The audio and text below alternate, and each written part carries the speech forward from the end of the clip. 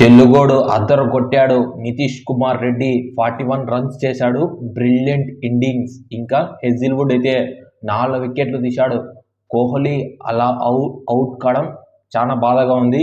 మరి ముఖ్యంగా second innings మొదలైనాక Bumrah ఒక్క వికెట్ తీస్తే తప్ప కొలాప్స్ అయినారు.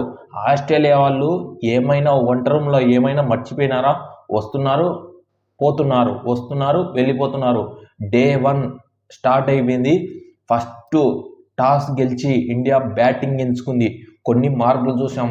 డెబ్యూటెంట్ నితీష్ కుమార్ రెడ్డి క్యాప్ ఇచ్చింది మన విరాట్ కోహ్లీ. మళ్ళీ హర్షిత్ రాణాకి ఇచ్చింది క్యాప్ మన రవిచంద్రన్ అశ్విన్. నేనైతే రవిచంద్రన్ అశ్విన్ ఉంటాడని, వాషింగ్టన్ సుందర్ని అయితే ప్లేయింగ్ 11లో పెట్టుకున్నారు. వీళ్ళ పక్కన చూస్తే మన ప్లేయింగ్ 11 స్క్వాడ్ చెప్పినదే ఉంది. ఇంకా ఫస్ట్ ఓవరు మిచెల్ స్టార్క్ వచ్చేసాడు. ప్యాట్ కమిన్స్ ఇచ్చాడు. ఇంకా ఎవరికి? మిచెల్ స్టార్కి కేఎల్ రాహుల్ అండ్ జైస్వాల్ వాళ్ళిద్దరూ ఫస్ట్ ఓవరు కొద్దిగా ఫస్ట్ బాలే వైడ్ వేసేసాడు. ఎందుకంటే లైన్ లెంత్ పట్టుకోలేకపోయినాడు మిచెల్ స్టార్క్. ఇంకా లాట్ ఆఫ్ క్వశ్చన్స్ అడుగుతూనే ఉన్నాడు మిచెల్ స్టార్క్. అంత కాన్ఫిడెన్స్గా కనపరావట్లేదు Jaiswal. First over second over ఇంకా థర్డ్ ఓవర్ వచ్చాడు కదా మళ్ళా స్టార్కే. అప్పుడైతే ముఖ్యంగా డ్రైవ్ చేద్దామని అనుకున్నాడు. గలీలో క్యాచ్ పట్టినాడు నాథన్ మత్సూని. అతనైతే మంచి క్యాచ్ పట్టాడు. Brilliant catch. డ్రైవ్ ఆడాలంటే హ్యాండిల్ చాలా లూజ్గా ఉండాలి. ఎందుకంటే నువ్వు అవే కండిషన్స్లో గట్టి కొట్టాలి అని అనుకుంటే కొట్టలేం. అది తప్పు చేశాడు జైస్వాల్. ఇంకా హెజిల్వుడ్ అయితే ఒక్కటే లైన్ లెంత్ ఒక్కటే టెస్ట్ లెంత్ హార్డ్ లెంత్ వేస్తూనే ఉంటాడు. అది గ్యారంటీగా అతనికి వికెట్లు తీసి పెడుతూనే ఉన్నాడు. ఇంకా కేఎల్ రాహుల్ ఒక పక్కల హోల్ చేశాడు. ఒక పక్కల వికెట్లు పడుతుంటే టీమిండియాది. మరీ ముఖ్యంగా దేవదత్ పడికల్ వచ్చాడు. 25 బాల్స్ నుంచి స్ట్రగుల్ అవుతూనే ఉన్నాడు. ఒక రవ్వ నర్వస్ అని అనిపించింది. అతనికి కాన్ఫిడెన్స్ లేదు అని అనిపించింది ఒక మూమెంట్లో. హెజిల్వుడ్ వచ్చాడు అంటే లెగ్ సైడ్ నుంచి ఓవర్ ద వికెట్ వచ్చేసాడు. వచ్చినప్పుడు ఖచ్చితం ఆ బాల్ ఆడకూడదు. లీవ్ చేసింటే అవుట్ అయ్యేవాడైతే కాదు. ఇంకా క్యారీ అయితే బ్రిలియంట్ క్యాచ్ పట్టి తీసేసుకున్నాడు. అదైతే ఇంకా అవుట్ అయిపోయినాడు. ఇంకా కేఎల్ రాహుల్ అయితే అప్పుడప్పుడు ఈజీ బౌండరీస్ తలిగిస్తూనే ఉన్నాడు. ఎప్పుడైతే డ్రైవ్ లెంత్ వేస్తారు కదా, ఆఫ్ సైడ్ అయితే ఒకటి కొట్టాడు షాట్. అదైతే మ్యాచ్కే హైలైట్ అని చెప్తాను. ఒక కేఎల్ రాహుల్ షాట్ అనిపించింది. మంచి టచ్లోనే ఉన్నాడు అని. ఇంకా విరాట్ కోహ్లీ వచ్చాడు. విరాట్ కోహ్లీ గ్రీస్ బయటికి వచ్చి ఆడుతున్నాడు. ఎందుకు ఆడుతున్నాడో నాకు తెలియట్లేదు. కేఎల్ రాహుల్ పక్కనైతే గ్రీస్ లోపల నుంచి ఆడుతున్నాడు, ఇతను బయట నుంచి ఆడుతున్నాడు. అక్కడ స్వింగ్ అయితే లేదు. ఏమైనా బౌన్స్ నెగోషియేషన్ చేయాలనుకున్నాడో లేకపోతే స్వింగ్ నెగోషియేషన్ చేయాలని అనుకున్నాడో నాకు తెలియదు. 5 రన్స్ చేసినాడు. హెజిల్వుడ్ ఓవర్లో సేమ్ అతను బౌన్స్ వేసే లోపల నువ్వు అంటే ఎప్పుడైతే నువ్వు క్రీజ్ బయట ఉన్నప్పుడు బౌన్స్ వేసినప్పుడు అసలు కాలేం. బ్యాట్ పోయి డైరెక్ట్ స్టెయిన్ స్మిత్ లబుషేన్ చేతిలో పడింది అనుకుంటా. బ్రిలియంట్ క్యాచ్ పట్టినాడు అక్కడ. కేఎల్ రాహుల్ ఇక్కడ విరాట్ కోహ్లీది తప్పు. ఇంకా కేఎల్ రాహుల్ ఇంకా రిషబ్ పంత్ వాళ్ళిద్దరు పార్ట్నర్షిప్ కొనసాగుతూనే ఉంది. ఇంకా 30 రన్స్ వచ్చినాయి వీళ్ళిద్దరి మధ్యలో. ఇంకా కేఎల్ రాహుల్ గాన్. ఇంకా మిచెల్ స్టార్క్ వచ్చాడు అది ప్యాడ్కు తగిలింది, బ్యాట్కు తగిలిందా ఇప్పటికీ చాలామంది క్వశ్చన్గానే ఉంటుంది. నాకైతే ప్యాడ్ తగిలిందని నేను అనుకుంటున్నాను. ఇక్కడ ఆన్ఫీల్డ్ ఎంపైర్ ఏమన్నాడంటే నాట్ అవుట్ అన్నాడు. టీవీ షో చూపించాడు. ఆడైతే థర్డ్ ఎంపైర్ ఏమన్నాడంటే అవుట్ అని ఇచ్చినాడు. అది మనం ఏం చేయలేము. ఆ టెక్నాలజీ ప్రాబ్లం ముఖ్యంగా అది అయిపోయింది. ఇంకా రిషబ్ పంత్ అండ్ నితీష్ కుమార్ రెడ్డి వచ్చినాడు. అంటే ధ్రువ్ జురేల్ వచ్చాడులే ముందుగానే. ఒక 2 బౌండరీస్ తలిగించాడు. ఎవరు? ధ్రువ్ జురేల్ మంచిగా కాన్ఫిడెన్స్లో టచ్లో ఉన్నాడని అనిపించింది. అతను కూడా మిచెల్ స్టార్క్ ఓవర్లో త్వరగా అవుట్ అయిపోయినాడు. ఇంకా నితీష్ కుమార్ రెడ్డి, రిషబ్ పంత్ వాళ్ళిద్దరి మధ్యలో కొద్దిగా పార్ట్నర్షిప్ వచ్చింది. ఇంకా తెలుగోడు కొట్టాడు కొన్ని షాట్స్, అమేజింగ్ షాట్స్.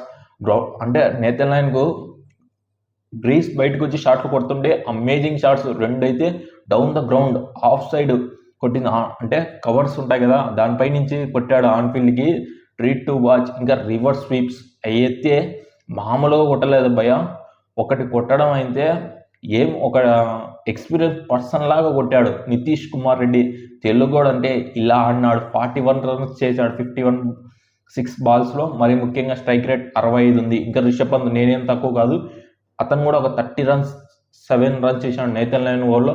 కొద్దిగా తలిగించాడు బౌండరీస్ అవుట్ ఆఫ్ ది, అంటే గ్రీస్ బయటకు వచ్చి నెదర్లాండ్ ఓవర్లో కొడుతూనే ఉన్నాడు. ఇంకా కొన్ని అయితే మిచెల్ స్టార్క్ కొట్టడము బౌండరీస్, ఒక 3 4 కొట్టాడు, ఒక 6 కొట్టేట్టున్నాడు రిషబ్ పంత్. ఒకటైతే ప్యాట్ కమిన్స్ కొట్టాడు రివర్స్ స్వీప్ 6 లెగ్ సైడ్కి. అదైతే నాకైతే జెమీ అండర్సన్ గుర్తుకొస్తాడు, ఎలా ఆడుతున్నాడో అని అనిపించింది. ఇంకా మిచెల్ స్టార్క్ వచ్చాడు, ఇతన్ని కూడా అవుట్ చేసేసాడు. ఎవరిని అంటే రిషబ్ పంత్ అవుట్ చేసేసాడు. ఇంకా మిగతా వాళ్ళ టైలెండర్స్ ఏం చేస్తాడు, ఏమీ చేయలేం. ఇంకా హర్షిత్ రాణా వచ్చాడు, వాషింగ్టన్ సుందర్ వచ్చేసాడు, ఒక 4 రన్స్ చేశాడు. అతను కూడా మిచెల్ మార్ష్కి అవుట్ అయిపోయినాడు, దొరికిపోయినాడు, క్యారీకి ఇచ్చేసి సింపుల్గా వెళ్ళిపోయినాడు. ఇంకా జస్ప్రీత్ బుమ్రా కానించి ఏమి ఆశిస్తాను చెప్పండి, బౌలర్స్ కానించి మహమ్మద్ సిరాజ్ ఖానా అతను ఒక్కడే నాట్అవుట్గా నిలిచాడు. బుమ్రా అయితే ఒక 4 కొట్టాడు లెగ్ ఆన్ పైనుంచి, అది అయితే పోయింది. ఇంకా మొత్తానికి అయితే 150కి ఖతం చేసేసారు. ఇంకా ప్యాట్ కమిన్స్కి 2 వికెట్లు వచ్చినాయి, హెజిల్వుడ్కి 4 వికెట్లు వచ్చినాయి, మిచెల్ మార్ష్కి 2, నెదర్లాండ్కి అయితే 0. ఇంకా అటు ఎవరంటే అంతమంది బేసినానికి 2 నెదర్లాండ్ తప్ప మిగతా వాళ్ళకన్నీ 2 వికెట్స్ తీసేసుకున్నారు. ఇంకా ఎప్పుడైతే సెకండ్ ఇన్నింగ్స్ మొదలైపోయిందో వీళ్ళ హడావిడి నాకు తెలియట్లేదు, అంత గొప్పగా ఫామ్లో లేరు ఆస్ట్రేలియా బ్యాటర్స్. వస్తున్నారు వెళ్ళిపోతూనే ఉన్నారు హడావిడిగా.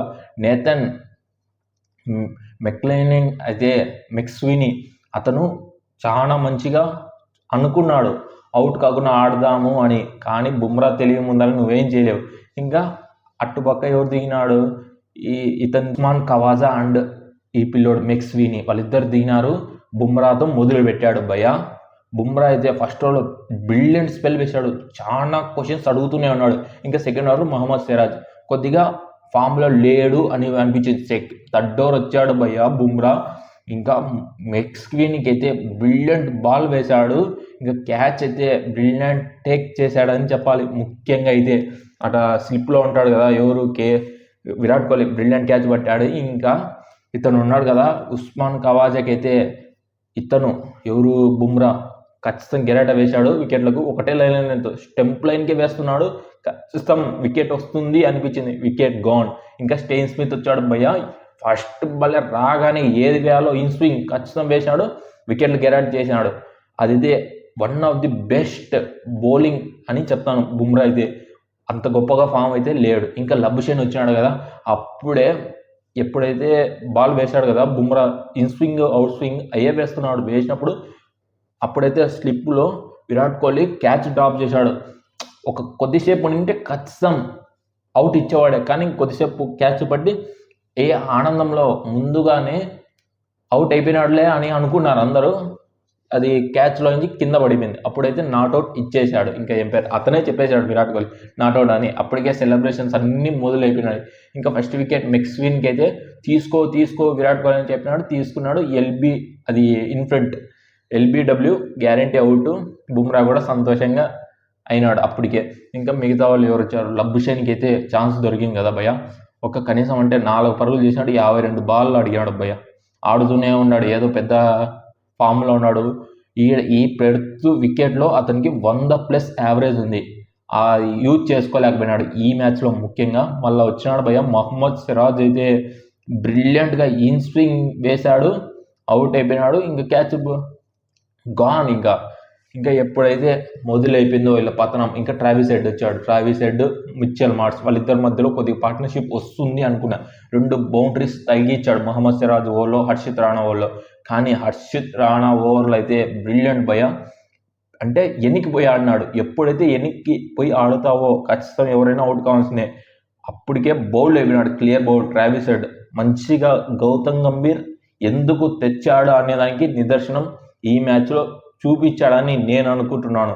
ఇంకా ఎప్పుడైతే వీళ్ళ కూడా తపా పడుతున్నాయి, ఇంకా ట్రావిస్ హెడ్ పోతే మిచెల్ మార్ష్ కూడా త్వరగా అవుట్ అయిపోయినాడు. మహమ్మద్ సిరాజ్ వచ్చాడు, గాన్. ఇంకా మిచెల్ మార్ష్ క్యాచ్ ఇచ్చి కేఎల్ఆర్కి పెవిలియన్కి వెళ్ళిపోయినాడు. ఇంకా ఎవరు వస్తారు, ప్యాట్ కమిన్స్, అలెక్స్ క్యారీ.